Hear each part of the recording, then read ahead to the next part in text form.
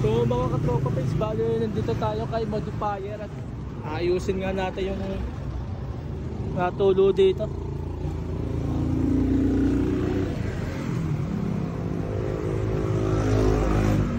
Kaya kaya boss.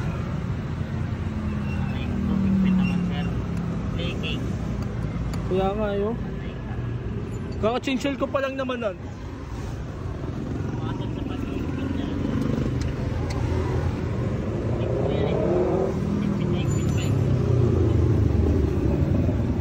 Bigyan ko kasi spacer. Baka dahil doon. Baka dahil doon. Baka pati malaking spacer doon nilagay. Malaki po may spacer doon nilagay. Medyo malaki-laki nga. Malaki nga. Maganda sir, matanggal yun. May langis pa kayo dyan? Pagkala? 320.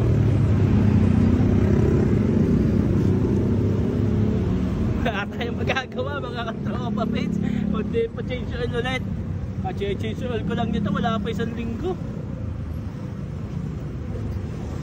Ay nako, salado lang ito ng spacer. So nandito nga pala tayo mga katropa mates sa modifier. Yan, located dito sa Kabuyaw. So wala tayong magagawa kundi change oil ko dun sa Blue Mac. Ay nako, kaya lang ang pera na tampalaso.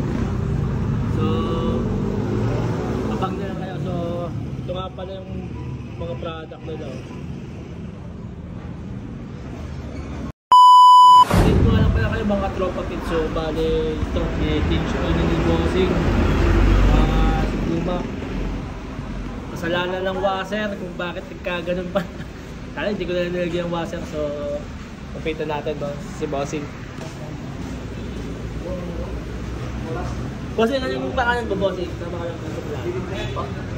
Dito, pa-shoutout lang natin.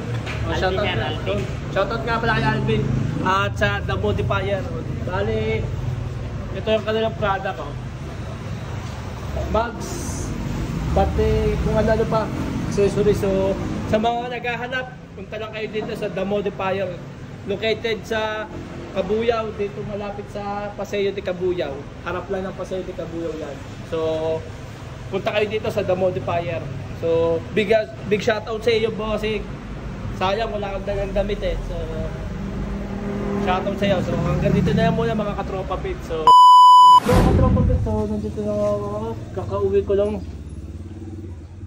So check natin kung natulo pa nga ba. So check natin kung tumutulo pa nga ba. So tingnan natin.